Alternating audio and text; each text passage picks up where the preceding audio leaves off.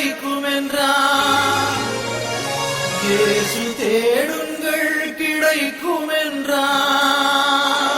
கேளுங்கள் தரப்படும், தட்டுங்கள் திறக்கப்படும், கேளுங்கள் கிடைக்கும் என்றார். இயேசு தேடுங்கள் கிடைக்கும் என்றார். கேளுங்கள் தரப்படும், தட்டுங்கள் திறக்கப்படும், கேளுங்கள் கிடைக்கும் என்றார். இயேசு தேடுங்கள் கிடைக்கும் என்றார். பெத்லகேம் நகரில் மாட்டுத் தொழுவம் அதில் பிறந்தார் பரமபிதா. சூசை கன்னி மரியின் மடியில் தவழ்ந்தார் இயேசுபிரான். 6 வயதில் ஆரம்ப பள்ளியில் கல்வி பயின்றாரே. ஆகமங்கள் 56 ஐயம் தீர உணர்ந்தார்.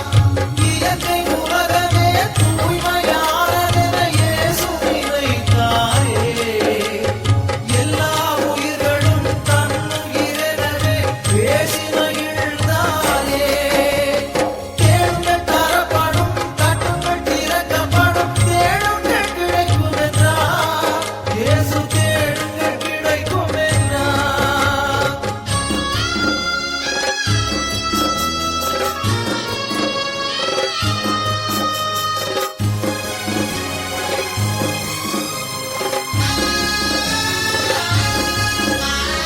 எருசலேம் நகரில் பஸ்கா பண்டிகைக்கு பரமர் போனாரே. 12 வயது நிரம்பிய இயேசு கேள்விகள் கேட்டாரே.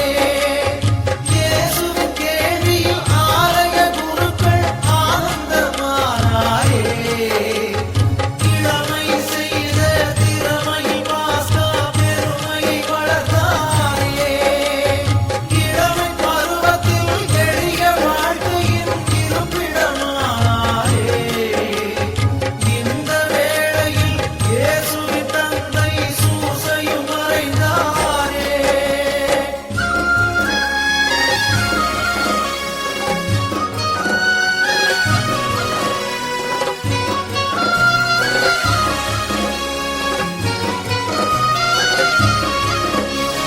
தந்தையா செய்த தற்று தொழிலையே தனையனும் செய்தாரே. தங்க உழவர்கள் உழுதிட கலப்பைகள் செய்து கொடுத்தாரே. தங்க உழவர்கள் உழுதிட கலப்பைகள் செய்து கொடுத்தாரே. கேளுங்கள் தரப்படும், தட்டுங்கள் திறக்கப்படும், தேடுங்கள் கிடைக்கும் என்றார். இயேசு தேடுங்கள் கிடைக்கும் என்றார்.